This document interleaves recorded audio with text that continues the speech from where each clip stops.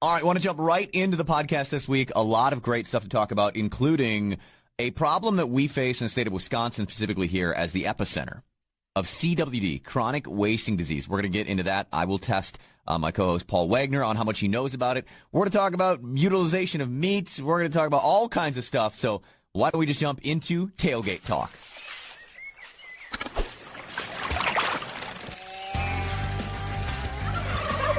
Let's do it. It's Tailgate Talk. I am Sean Ritter with Paul Wagner, a.k.a. Wags. This is awesome. It's kind of fun to sit down and have this different look at an outdoor show. And everybody's got outdoor shows that says, oh, mine's going to be so much different. This is totally different. I've talked to a couple people recently, Wags, that have heard what we've been doing in this whole thing. And they're like, wow, that really is different. It's not like, the stereotypical people that are just yabbering on about this and that. And they're goofy little accents and crap. Like, this is just we're real people, just like you and you and you. We all put our pants in the same. Exactly. And that's what I like. I like the talking where you listen to other shows. It seems like you talk for maybe a minute and you got 10 minutes of sponsorships. You know what? Yeah, we'd love to have sponsors, but I tell you what, it's nice. It's talks, and we have a guideline, or you have a little PowerPoint or something that we can follow, but it can veer to the right, it can veer to the left.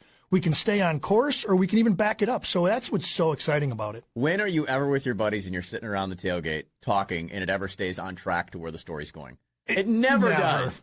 Never. Exactly. And that's what's so good. You're not focused. There's not things popping up on the screen where we have to talk about A, B, C, and D. We can run with it. You guide me, I follow, and we can converse about anything. I mean, crap, it was like last week. I remember literally as we were starting the show last week, my brother had sent me that text video that he was up on the Bay of Green Bay when the ice sheet broke away.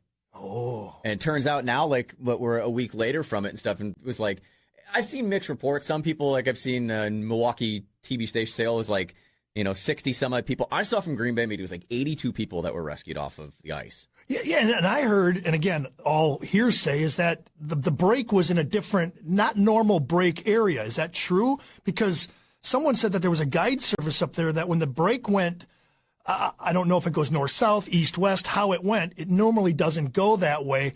And he actually had some fishermen that were out there, part of his guide service, that were stranded on blocks. So he had to get out there, and he couldn't get there to get them because they weren't anticipating a break to go that way. The Coast Guard offers you one free ride in a lifetime. Here's the thing, though, about that one free ride that you get. It's person. They don't take your equipment. So if you're getting a ride off, be it helicopter, be it boat, whatever, and they're going to come rescue you, it's just your stuff, which actually happened on Lake Superior as well. Just last week, 26 people had to be rescued. The really cool part about this was, not only were they rescued, that's great, but someone took a drone and flew it out to where the sheet broke off and eventually pushed into Lake Superior. It was a mile and a half out. And there's thousands of dollars of ice fishing equipment just sitting out there floating on little icebergs and kind of this mixture of sheets of ice. That's the one I heard about. I apologize. That was the one. When you said Superior, then it clicked. It wasn't Bago. It was Superior, and that's the one I heard where the guide service was stranded with so many clients stuck. The Bay of Green Bay, there was a lot of guide service out there, too. There's a lot of those guys that were out near the Larson's Reef area. Again, growing up there, fishing all my life. That sort of thing happens in ice breaking away, which, fishing local lakes around southeastern Wisconsin where we are, here in the Milwaukee area or, where we'd be in the smaller lakes, it's not something you have to worry about. You're worrying about just getting out in thick ice, thin ice. You don't have to worry about the wind changing direction and pulling ice away and throwing you out to the middle of open water. Being in the Bay of Green Bay like I did as a kid, it's a normal thing because it rarely ever completely sheets all the way across. Gotcha. We've had very few winters, especially recently, that it, sheets all the way across. So if you get a wind swing, it can easily tear that away, which conversely, then when the wind blows back in, that's how you get that shove ice that happens all the time. There's been times where we've had to pull extensions just to drill holes in areas of the bay. It's not because the ice was, 32 inches thick. It's because there was, two sheets that were 18 inches stacked on top of each other, or you'll punch through one. You're like, oh, I got water. And next, you go drop something down. It goes clunk and you're like, oh, more ice under there. Gotta go some more. You got those shoves that stack on each other. But yeah, crazy how the wind can change and how that kind of can happen. Again, glad everyone's safe. Yeah. My brother was telling me later in the days we were talking, he's like, all these people are like, oh my gosh, you almost died. It's like, well, not really. Your life wasn't in peril. It's just as these cracks open up and the open water comes across, ice still floats. Think about the ice in your drink. You got your cocktail. The ice is floating on top. The ice will float. You're fine to stay on top of the ice. You can't get back to shore because you got to cross X feet of water that, well, you can't cross the water. So once that crack opens up and it's more than, say 4 feet wide, you really can't jump across that. But it still scares the hell out of you, you know? Oh, yeah, totally. The video, when I played a little bit on the show last week, I definitely had to put the bleep. I believe I've got it up actually on our Instagram. If you want to see the video that he sent, it's at On the Tailgate. Just search it out on Instagram. Also on Twitter, the video's up there for you to check out. But we touched on something last week that I want to kind of recircle back to as we get into things this week. I mentioned like shed hunting. Yeah. And because it's kind of getting to be close to that time of the year where people are getting out shed hunting, and it's going to become a pretty popular thing. I think it has the last few years, but this year specifically with just people being outdoors more. If you look at everything that's happened from COVID, the fact that the sales of outdoor related equipment and outdoor stuff is like bigger and more than anything ever has. I actually came across an article that was Mark Kenyon, who does another podcast on whitetail stuff. I forget the name of his podcast. Wired to Hunt. There we go. Was talking about this and says one of the first tips to it is you scout. Like if you're getting into shed hunting, scout like it's hunting season. Basically, he was going on to say that like you kind of treat it the same way. If you're looking for sheds, you do it like you'd be hunting, either following where deer are, knowing where they are, and checking feeding areas, bedding areas, for that's the most often where they're going to lay their sheds.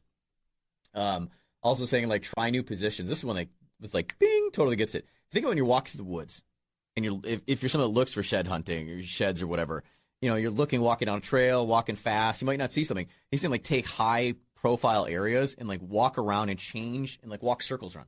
Get up high on a tree stump or get down low to the ground. You'll see different things from a different perspective. Yeah. And also, always bringing your glass with you. Anytime I'm walking, I've always got binoculars. You never know when you see. It's like you want to look off in the distance, and obviously training your human eye to see those things. I know I've only found like 2 or 3 sets of sheds ever in my life. I mean, you've got property. I'm sure you've found tons. Did you actually make it a point to get out and search for sheds? Yeah, and it's a good point that he brings up, because a lot of people will think, no, you don't have to deviate. The deer aren't going to. They're not going to go 100 or 50 yards off the trail just to drop their horns and then come back on the trail that they ride all the time. So exactly, that point is pretty common sense, but you really don't think about it. You always look for that secret spot where do they go? And I've always seen, like I've told you before, like we talked about last week, is I do like the fact when they jump over those stone walls. I think when their front legs hit in a jolt, it loosens stuff. But you know what? You can pretty much find them anywhere. And I always said, well, here's a heavy trail. When I hunt, coming out of my property from the east are a lot of doe trails. So a lot of does will run maybe 3-4 trails right up into my food plots. And then you got to remember that the bucks don't always follow the doe trails. My bucks, at least, and I believe it's true or pretty much common, my bucks just cross. So they cross all 5 of these doe trails. When they catch a scent, then they'll take the quick right turn or a quick left turn and head up to the food plot. But so I've been searching now. I look and kind of know where those buck routes were, and that's where I go. I don't necessarily run the doe routes at winter or come spring now, right before turkey hunting, thinking that there's going to be sheds there. I watch those offset ones. So, it's pretty good. You always think when you're hunting a rut, I'm gonna sit on a doe trail because there's going to be a boy right behind her. Well, sometimes before they find her, they run cross, and that's where I've been finding them. Besides jumping over the rock walls, I find them on those cross buck trails, crossing all my doe trails. I think it's interesting bringing that up, the difference in trails of the two. Being basically novice as I am when it comes to whitetail hunting, you think of like a trail's a trail. I think a lot of people might be like me that don't think of it that way. That think that there's a specific bucks run one trail, does run another trail.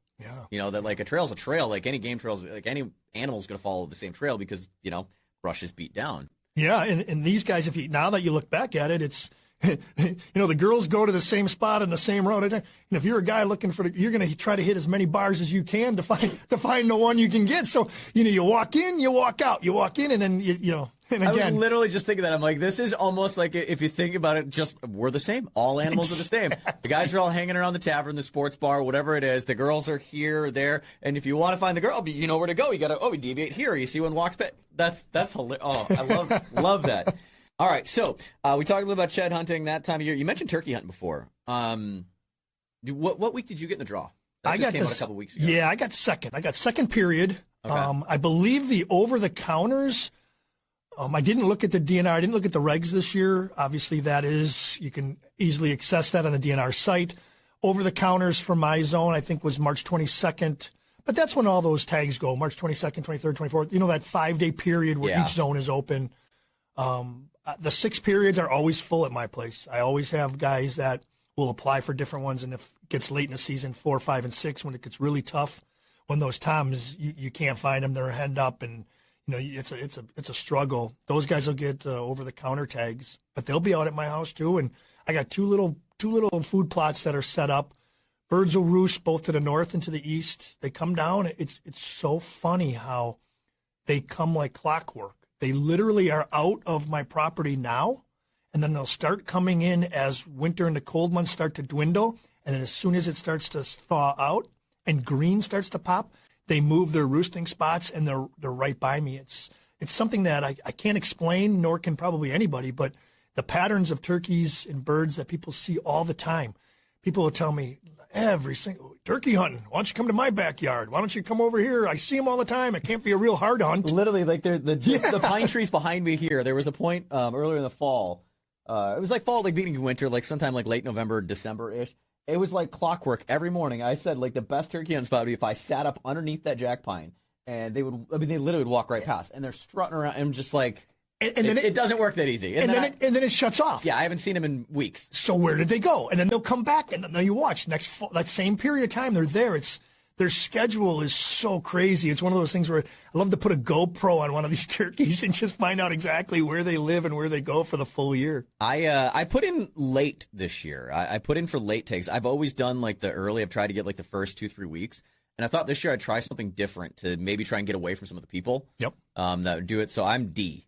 So I'm like, was it May 12th through 16th or something? Yep. That's where I've got my tag. So I'm curious of how it's going to come out as we get closer to, I'm sure we'll talk more on that. And Wednesday to Tuesday, right? That's how they're running. Yeah, something like that. Yep, whatever. Wednesday to Tuesdays. Yep. I know I've already planned on taking off the Thursday, Friday of like my normal radio show. I'm like, I'm going to take those days off and turkey hunt. And if I get one the first day, then I'm still going to be off the second day. Absolutely. Days off. That's how it works. Absolutely. And obviously you have a small child, but my girls love it. My girls love it. They'll eat turkey. They eat the venison. I can't even take the tenderloins out of the deer before my daughters are cleaning them up and wanting to put them on the grill or put them on with butter and onions and mushrooms, and they want to eat them. Same with the turkeys. Obviously, the wild turkeys aren't like what you buy in the store. They're way better. Once you go wild, you never go back. Seriously, because you're not going to try to eat a muscle leg or anything like that. You're just going to breast them out, and these breast slabs are huge, as we all know, and we've seen them, especially if you have been turkey hunting. We just cut them up. I cut them into 2x2 little cubes, and my daughters will kill them. I don't know if I bring out 12 pounds of turkey breast. They will kill 12 pounds of turkey breast faster than I can make it. You don't do thighs ever? You don't? Nope, I don't do it. Oh, I don't do it. Turkey legs and thighs in either a pressure cooker or just slow cook the crap out of them all day long. Make a little gravy with it over some rice. Well, I breast mine out. If you want them, you can have them. I might say, give me those thighs, and I'm going to change your mind. I'm gonna whip some of that up and change your mind on that. It is Tailgate Talk right here on 97.3 The Game. I am Ritter. He is Wags, Paul Wagner. I don't know what we're going to go by. This is something that came up. I mentioned my other show. I do a morning show on our country station here in Milwaukee. We had talking on, I don't know if it was our Facebook part of our show or like on air, but it was just so random, and I thought it absolutely fits Tailgate Talk. We got talking about gas stations, and more specifically, gas station bathrooms. I think we should talk about, because we've, as hunters and anglers and everything traveled around, we've spent a lot of time in and out of gas stations. Best gas station bathroom. Go.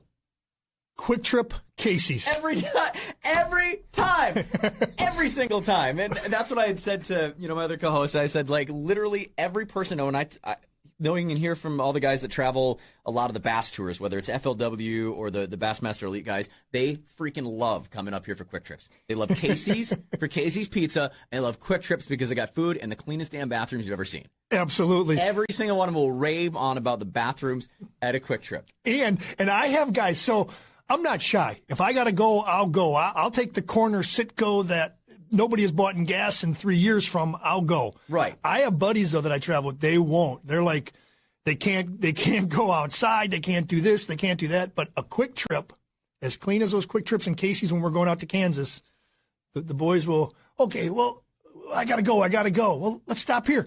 No, there's a Quick Trip about 3 miles up the road. Okay.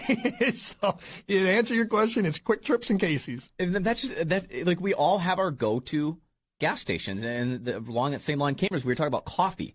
It was like, I cannot tell you how many times this thermos here that I have been running for years, I will like fill it up, take a trip somewhere, I'll drink it, and then I'll find the next Quick Trip I can. I'll relieve myself of some of this coffee, and I'll refill it at the Quick Trip. Other gas stations, like, I might not be touching that coffee. But Quick Trip, I'm like, I am all about that coffee. Yeah, some of those gas stations you get, especially when you're going out hunting, you get it so early in the morning, you think you got the head start, but that first pot is gone. Those guys kill it. And by the time you get it, it's like pouring tar in there. And I'm like, I'm not a Starbucks guy. I'm not a fancy coffee. I need the Karuba. I love my Quick Trip coffee. I am a bit of a coffee snob to some extent. I openly admit that, but that's my at-home coffee. And like at our house, we have different kinds of coffee. We have we've got like one of these burger grinders that's got the big hopper on it. That's what we refer to as our medicinal coffee. So that's the 5-pound bag we buy at Costco of like Colombian or whatever. That's like our basic. That's our medicinal, get us through the morning coffee. Then we've got like all these places that I've traveled every winter. I typically take a trip somewhere. I've got a Jamaica, Costa Rica, things like that. I buy a bunch of coffee and then bring it back. Or we've got some of our fancy roasters, Colectivo, we love here in the Milwaukee area. So that's our weekend coffee. So we'll have kind of our specialty coffee on Saturday, Sunday. Weekdays, it's just push a button before while we're doing dishes at night. Medicinal coffee, set that baby for the morning, we're set to go. But yeah, when it comes to going to gas stations, I will actually bring out a little more of the coffee snobism too, because there's certain gas stations that just I can't do that. I don't know how long it's been there. We are creatures of habit when it comes to anything, just like the animals that we go after. Creatures of habit. This is something else I wanted to touch. A pretty big topic here in the state of Wisconsin. And you being the whitetail guy that you are, Wags, I know that you're going to have thoughts, feelings, and some emotions on this. And I follow very closely and really kind of like the mission of things that the Teddy Roosevelt or Theodore Roosevelt Conservation Partnership does. In conservation itself, and helping to preserve a lot of land access and public access and different things across the country. They're also big into the fight of major conservation things. Chronic wasting disease, one of the biggest ones that they've taken up for this last year and really been talking about a lot. Wisconsin, we are the epicenter of CWD. Yeah. It's like we love to be first at things. This is something we don't want to be first at. No, I agree with you. And that CWD is obviously, it's different than EHD as you see out, you go west when the puddles, they haven't had rain for a while and those deer just disintegrate. But CWD also does the same thing as, you give your head samples at the DNR stations. And, it's a tough call where it came from, how it came, who's to blame. Somehow you have to curb it. You have to curb it somehow. I don't know how to do it. You can easily say no more baiting, no more this, no more that. But these animals, these animals herd, and it doesn't matter unless you got them in fenced-in areas, it's going to be hard. You can try to only control it as much as you can and test it as much as you can and try to eliminate it. I guess the biggest thing, I haven't seen many studies of people that have consumed CWD deer. Obviously, when you get the ones that are rotted out, or we had one this year, it wasn't CWD, it tested negative, but as we pulled off the hide, one whole side of this animal was sort of like when you, like when you put beef or you put something in the refrigerator without a saran wrap or something, and you wake up in the morning and you come back and your steak or something's got that little coating of, is that like freezer burn or what is that, dried out? And that's what it was. It did test negative. We disposed of the carcass, but it was kind of scary. So it was something that when we open up deer, when we start to trim them out, when we see the tenderloins, I see the back straps, you can decide where your bullet or where your arrow penetrated. You can see the damage, what it took out, but you can also tell basically the quality of the meat. We try to get as much blood out of it right away, but I wonder if that was some sort of like a hit and run situation, because sometimes some of those deer that are hit and they survive, the way that those injuries heal can manifest really differently and strange too. And we look for that. I always look for like the scars and we've seen a lot of deer lately. I shouldn't say lately, but we have seen deer with shorter legs. So going back to your comment about getting hit, we've actually seen one deer. We had one buck that a buddy took, and that right back leg was about 4.5 to 5 inches shorter than his left. It was. So we're thinking, was his right antler all like jacked up and messed up too?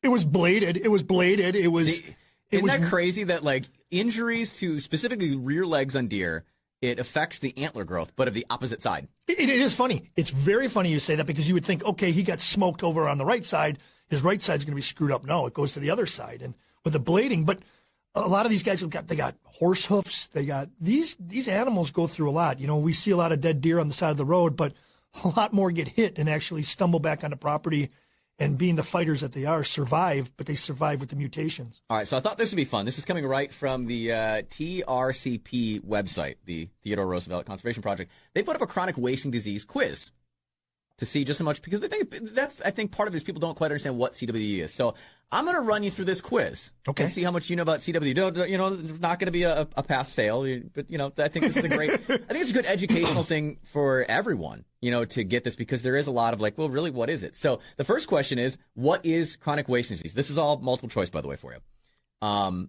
It's a prion disease affecting deer, elk, and moose. It's a tick-borne illness or a bacteria that impacts fish. Believe it or not, I'm going to go with the bacteria.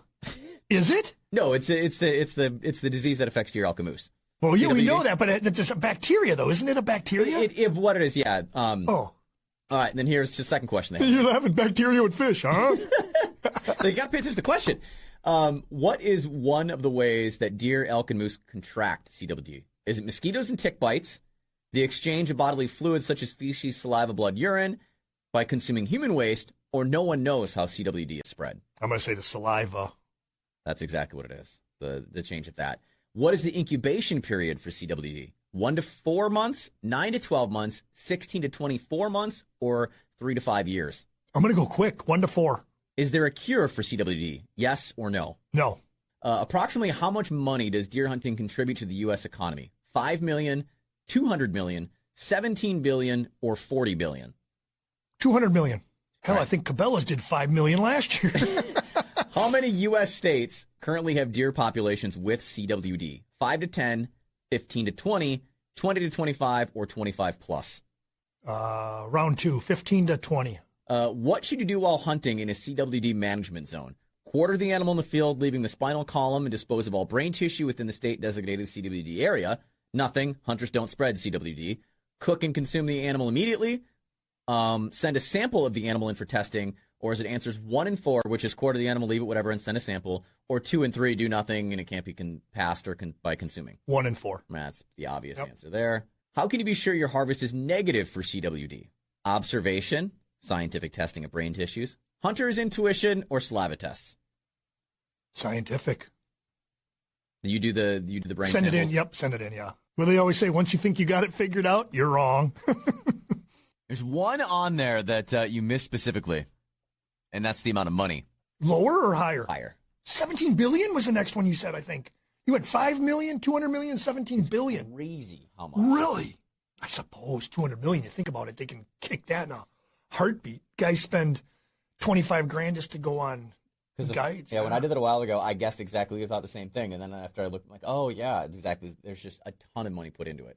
So one things I looked up because I was talking out loud is with EHD and CWD, there is no evidence that suggests that a human can be infected both handling it or actually consuming it. So there's really, I mean, obviously you don't want to because the unknown is scary as hell, but I guess, you don't know. I mean, if you don't have it tested or you go with your intuition and you eat it and you grind it into sausage and, there really hasn't been anything there, but again, use your common sense. If you see a deer like we saw, you just got to dispose of it. And that's such a topic of things because I, growing up, was around processing of deer. I mean, my dad all my life, and he still does. He still does, the butchering, and he has his own kind of like side hustle thing where in the fall he processes deer. Through like high school and in my first couple years of college, I worked at a meat market, and that's what we did. I mean, deer season, that's what we did. We butchered deer, we made sausage, we did all those sorts of things. So I've done this all my life and been around, so I've seen a lot of really weird things in animals. But like when it became to like, oh, you no longer eat bones or can't do anything, but it's like I know tons of people that like venison ribs, they'll still eat ribs and all of the other stuff. And it's like that's one of the most delicious parts of the damn animal. You know what I mean? Like venison ribs and be able to like use shanks to do different. I think of like osobuku things like there's so much of the animal I feel could get wasted or you could use it in better ways. Because suddenly CWD is like, oh, you can't do that, but does it really transmit? I mean, my thought kind of is as long as it's not spinal column or brain, right? Which are like There's not much in this world that I won't eat. Like, I'm that person. Steve Ranella or the meat eater. Right. Yeah. I pretty much, I mean, a prime example of this on my Instagram, I posted it last week and I did it. It's at On Air Ritter, by the way. My brother-in-law, we made head cheese. Oh. Bought a whole pig head. We boiled the crap out of it. Pulled a little, you make the gel. So we made, 2 big loaves of head cheese. Really? Mm-hmm. Are you so when you process or when you start to trim your deer or you even field dress them? Do you save the heart? Do you Heart definitely. Oh, venison. A heart is like in any animal. So heart is the best. Yeah. So heart is the only one. So what I'll do is I use gloves. I'll use gloves when I get in there, and I'll go through that pile and I'll cut off that main aorta that goes in there, and I will literally take my field dressing glove and I'll reverse it on the heart. But as far as anything else, do I get liver shots sometimes? I like that, but I don't save anything else but the heart. And when we do trim them out, I get kind of, depending on how cold it is or what, when we have deer hanging, I'll trim a little bit of rib meat, but generally, I hate to say it, you're right. There's a lot of waste if you don't spend it. But when you're processing or trimming out 2, 3, 4, even 5 deer, it's kind of hard to get everything, but you try to maximize what the deer offers. But we pass on that rib. I know I pass on that rib meat a lot. Yeah, and that's one of the easiest places. And even if you're going to put it in the sausage pile, right? That's why I've started to at least trim through instead of hacking off the ribs and actually having a rib cage. Yep. Yeah, you just make sure to pull. Yep. There's a ton of meat that comes out of there. Throwing it in sausage is nothing. But what I was going to say was, making head cheese is I thought it was do we put brains and eyeballs in there? And I'm like, no, I don't need to. Traditional old school boucherie, they would. And the idea we got from there's a place that does old school meats in New Orleans where he had lived for a while, and my love of that city. It's called Cochon Butcher, the chef Donald Link, who's a James Beard award-winning chef. He's just a big old Cajun dude. He's Gotcha. a really cool guy. They make head cheese there that is just awesome. And it's one of those things that we've been kind of experimenting between him and I. We've talked about maybe working on publishing a book together. He's a big writer and stuff too. Was different ways of making different foods like that more accessible to people. Oh, okay. And that's it. Exactly. Most are oh, it sounds gross, but we make it. It's this is, if you make it right, it's good. If you buy it from a grocery store, I'm not trying to bash grocery stores, but it's crap. That's just that's meat in jelly. It's not, we actually legit. Anyway, I could go on. I'm probably there will be no way Scott and Shannon try it. No, you bring it in, they will not try it.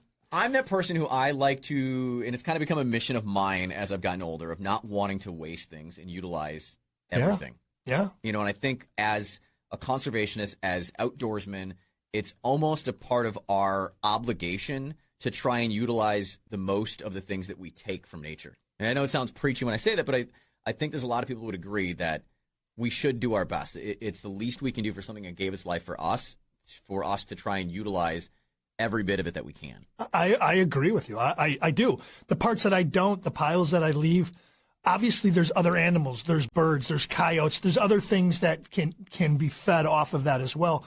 The one thing that gets me mad, and I know it's a whole different topic, is when I read stories on the back of the Outdoor News, Wisconsin Outdoor News, and Danny Durbin does a great job, and I'm pretty good friends with him when he does stuff like that.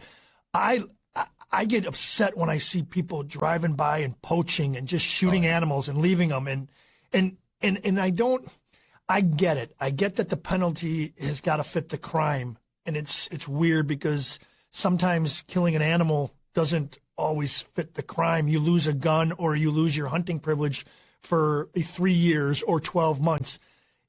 It is. So I got a kind of a bad side of that. I don't agree with any of that.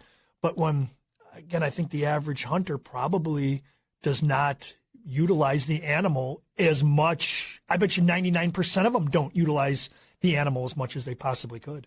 Yeah, it's kind of a personal mission of mine. And I know I'll ruffle feathers probably by saying things like that, but it's my belief and it's my personal goal. And you do you. Yep, I will do me, and I'm going to try and utilize the most of things.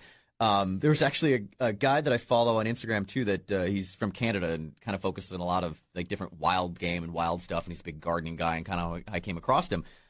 He posted up someone was making almost like a caviar with perch eggs. Oh, really? And I wrote to him we used to take the egg sacs out of perch and you just kind of flour them and pan fry them. They Really? they become like a little sausage. They're friggin' delicious. Don't you? So you can catch perch, spawn. You don't. Aren't you supposed to like? I mean, like. No, like if you're like again growing up in Green Bay, fishing the Bay of Green Bay, we'd go out fish. That's where I got into ice fishing. Took me until later in life to figure out I was extra limit for my dad. I mean, that's back in the days when it was 50 perch limits. So we'd be filling 5-gallon pails full of perch. But yeah, you get the females that they've got the egg sacs inside. When you're cleaning them, you take the egg sac, you just kind of flour it, and you can just pan fry it, and it becomes like a little sausage. They're delicious. Are they? And that's again utilizing every bit of the fish and things. But I will eat weird crap. Brains. That's something I'm not into. So you don't know Indiana Jones taking the monkey, sit at the table and eat out of the monkey head. I draw the line at at brains and any sort of like glands. I'm not really into. I have not had sweetbreads or Rocky Mountain oysters or whatever you want to refer to them. I've not had them, but I would totally eat it. I could see texturally where it would actually be good, and I can see the benefits where it'd be okay. I just haven't been in a situation where I've come across it. Ben, so your buddy from IU, crawfish boils? Oh, love crawfish boils. Yep. Mm-hmm. Absolutely. Blue crabs, Maryland blue crabs, where they bring out the table and they just put that brown paper out there and you just go at it, and we eat blue crabs. There is in the Midwest. I mean, we're kind of the third coast. If you think about it, I mean, Lake Michigan and all these Great Lakes, they're small oceans. It's the third coast. It is nothing like actual coast. If you love seafood, getting to an actual coast to get actual seafood. I mean, I can tell the story too. So back this summer, with COVID being what it was, you're not going places or whatever. My brother-in-law and we took a trip back down to New Orleans to basically we went grocery shopping. There are some foods that he was missing since he's moved back here to, the Milwaukee area, and me being here and visiting and not visiting the last year since he's been here. We wanted to go get some stuff that we missed. So we basically drove to go. If we did like a quick round trip, it was like basically it was 3 days we were gone. Went down and came back. Really? We hit Buffalo Trace Distillery. Did the whole bourbon thing on the way down. Hit New Orleans, stocked up on all these foods and things we wanted, brought them back. One of them was shrimp. We stop at Rouse's, a grocery store I love. It's kind of like if you think of the Milwaukee area, you're familiar with Sendik's. Yeah. It's like the Sendik's of Southern Louisiana area. Rouse's, great grocery stores. They make awesome king cakes, whatever. I pick up a bunch of shrimp there. It was like $3.99 a pound. These things were just swimming that morning, right? I come back here. I'm at Sendik's. Again, not bashing on Sendik's. I love Sendik's. I pretty much exclusively shop at Sendik's. The exact same size, whatever, Gulf shrimp, $29.99 a pound. Wow. If that doesn't make you go, dang it, the coast is where it's at. Or you should have told us because we would have given you a bigger truck. We brought two, we took my Ford Escape down. We had two giant coolers that fit the entire back of it. So I had the back seat folded down. We filled both of those coolers to the brim full of crap we brought. My entire vehicle, we had under seats, everywhere we could put something, it was stuffed literally to the brim where we couldn't fit any more stuff in it that we brought back. It's the only way you're going to do it, right? That's if you're going to do it, you may as well do it right. That's pretty I brought back a ton of shrimp. And so that, I'm sitting at home and I'm cleaning shrimp, and repackaging and vacuum packing and freezing them, and it actually held up and worked out really well. Brought some redfish back, the things that we don't get here that we love in other places. But, we've got great stuff here, and that's what we're here to talk about and what we're here to help share with you. And if anything that you want to add to the show or you want to hear from us, feel free to reach out to us. You can do it on our socials, again, at On The Tailgate, Twitter and Instagram, the easiest places. I'm trying to post a lot of stuff on the Instagram, sharing a lot of stuff there. I'm also heavily active on there, at On Air Ritter. You want to just hit me up specifically, or just go to the site and, email our boss at our Milwaukee station, Tim, and he can pass the message along to us. But, this is the whole thing is part of my personal, motto that I've taken on with a lot of things is community through conservation. And that's what we are as outdoorsmen and people that enjoy the outdoors, whether it's hiking, fishing, camping, whatever. It's community conversation. We're all together as a community, and the more we talk about things and share stories and just BS like we've been doing here, that's what makes us all a bigger and better community, I think. And I believe that community is solid and strong. I think everybody wants to pass it on to the next generation, whether you verbally or psychologically think about it or not. We all want that. We all want our children to be able to fish, hunt, camp, explore, go hiking, and see areas. So in a roundabout way, regardless of your feelings, we all are for the environment. We always are. And I think everybody is. And it's hard for a separation. And it's sad to see separation with people that don't believe in you can conserve in different ways, but I believe that us in this community, whether it's boating, fishing, hunting, all want to pass it on from generation to generation. And it's something that we can experience, and we want to see our children experience it, and we want to see their children experience it. Now, I don't know if you saw this with your kids at all, Paul, but like me now having my son's 3 years old, he loves being outside, loves the outdoors. And it's kind of been fun for me to see this like start to blossom in him. And it was like one of these moments that hit me last spring. When we were out kind of like doing like a little hike, walking around of things. And it was just like this weird out of body experience because I grew up doing like, I think I've talked about it on here. If not, I mean, briefly, like my dad like deer hunted a little bit as a kid. I think more so like he just wanted to go to deer camp and party with everyone, you know, so Yeah. It wasn't like, and so I never really got in. It wasn't huge. So as I got older, that's when I really got into it. I was always in fishing, was always fishing and always ice fishing specifically. But hunting, I really got into it on my own and started taking on these things. So I see things from a different perspective, I think, at times. But we always had property up in the Cribbets area, you know. So I grew up in the woods in north of Wisconsin, walking around the woods, just enjoying nature and stuff. But as I'm walking with my son in the woods this year on this little hike, and I see him like just loving this, being so interested in all these things, like I saw a little me in him, and it was like this weird, like emotional thing that I had. I was like, damn, this is so awesome to see this. And that is where I'm like, I know that the way that I feel and why I'm so passionate about this place and these things, that's my right place. Because I want him to be able to experience what I've experienced. And for me to then watch him experience it, it's like I'm getting to watch myself again. Like, it's like I'm getting to go back to when I was a kid. So it's really freaking cool. And that's what's so great about the outdoors. And That's a great scenario because I'm reversed. So I've always been, the fishing has always been once in a while floating down the river. Now I'm more of the Northwest. I'm more of the Chippewa and the Flambeau. I don't like to sit on lakes. I like to go down rivers. And obviously we've talked before. I'm more of a musky guy.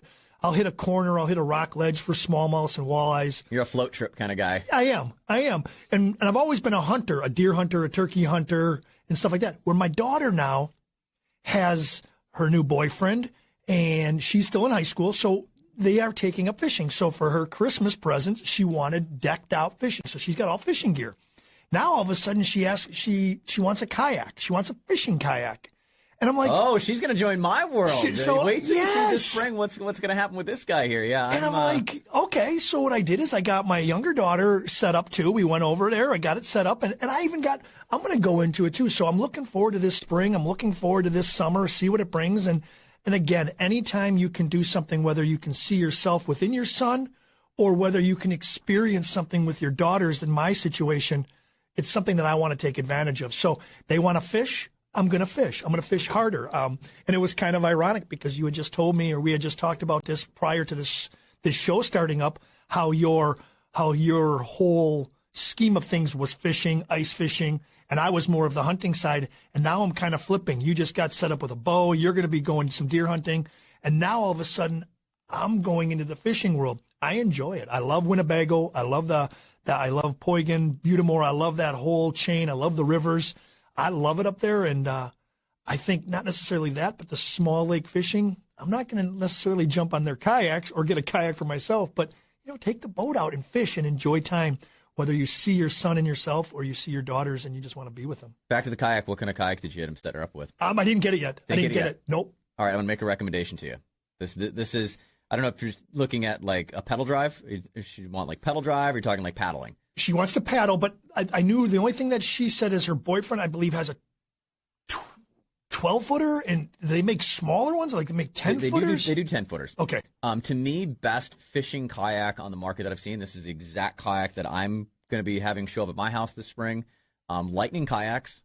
They're made out of Minnesota. It's a U.S.-made company. They've taken what is good about like Hobie, and they've dumbed it down, and I don't mean that in a bad way. They've gotten rid of some of the crap that you don't need. Okay. So it is way less expensive, just as good. It's pedal drive. And if you've never I've fished the Pacific Ocean in Hobies, pedal driving. So you don't have to like paddle. Your hands are free. You're using your feet and pedaling around. It's so much easier to get around. They're awesome. The Lightning kayaks, the Lightning Strike HD is an awesome kayak. Retails for about $1,800, whereas the exact same model in like a Hobie is like $3,400. Gotcha. So if you want a pedal drive, there's my recommendation. Lightning Strike. HD. Hey, not sponsored, but if you want to send me one, we're all for it. Lightning Kayaks. No, I think there's only one place that actually, like, you can order them and they'll ship your house. There's one like boat or kayak dealer, I believe it's in the Minocqua area, that does sell Lightning Kayaks. They're the only one in Wisconsin. There's a bunch of them around the Minneapolis area because that's where they're from. Matter of fact, I don't know what it is, but there's a bar up there called the Thirsty Whale right on a point there, and I think the Thirsty Whale might not be or may be closed. Familiar with the Thirsty Whale? I've been past the Thirsty Whale. Right across the street, I believe, it was like so me being from Oconomowoc, more like a Sherpers. It was a small town. Town, and for some reason, I don't know nothing about those kayaks, but again, my daughter trying to get involved, I'm afraid she's going to shift on a whim. So before I dump 1,800, I'd prefer to dump maybe 400. And then if she wants to upgrade, I will take that leap. Yeah, it's really cool. I fell in love with kayak fishing. It's and I think it's going to be the next big thing, the next big trend in fishing. I mean, it's the point where, Bass, right? They've actually got a kayak series now. Do they really? They sponsored by, Bassmasters. They've got their own kayak series. There's a couple different kayak series. What is the KBF, the Kayak Bass Fishing League? It's becoming a really big thing. What's kind of fun about kayak fishing versus other fishing? Well, yes, in a boat you can, hop up and hit 7 miles an hour, run all the way across a lake. You can't do in a kayak. You can trailer in a kayak, though. So you can fish a certain area, your fishing time. And the other part about kayak fishing that I think is great is it's all catch and release. So everything is you catch, take a photo, release it. Again, back to that conservation. It's, a lot easier on the fish and, different things like that. So I think it's the next big thing. You'll see me on the water in a kayak for sure this spring, and I'm looking forward to really tackling some bass fishing. And you mentioned muskie fishing. I think that's going to be my next goal. As crazy as I'm fishing the Pacific Ocean for rooster fish and stuff with a kayak, I want to get a muskie in a kayak. Do you? I think that's going to be something insane. So one of the guys that I want to bring onto the show is a guide up there. It's a Flater's guide service up in the Chippewa Holcomb area. And he has been taking muskie fishermen with fly rods. So they've been fly fishing for muskies now. And I know it's not a very new concept, but it's newer in the fact that it's been going for maybe 3 years. A lot of TV crews have been out there. They've been writing books following him. I think that's neat, too. I'm not a fly fisherman. I'm not a guy who's going to, like you said, put my waders on or commute down to the rivers, and I'm not going to jump in a trout stream or something like that. Eventually, maybe, carry my kayak, maybe go to places that I can't get to. But I think if you want to go muskie fishing, we go up there, obviously, we're going to go up in the Minnesota area or the Superior or up in that area. Badeau, I believe you said. And we'll be doing some fishing, so we'll get together. But muskie fishing is by far my favorite. And I am not a lake guy. So being out in the lake country area in Oconomowoc, Delafield, I'm not a guy who's going to just plane or board. I'm not going to, soak a sucker and drive around in circles. I need to float. I need to try to cast under those cedars that are overhanging the river, the swirls behind rocks. Every muskie I've ever caught has been actively fishing like that. And a lot of it up in Canada. None of it's that sitting around.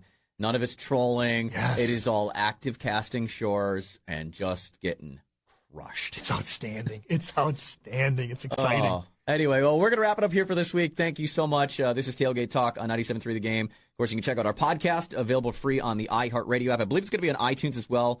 You can download it there, listen to it anytime. Of course, the show live Saturday mornings, 7 o'clock, 97.3 The Game in Milwaukee. Maybe statewide someday. We'll find out. But I am Sean Ritter for Paul Wagner, a.k.a. Wags. Thanks for listening to Tailgate Talk. Be on the lookout for another episode coming next time.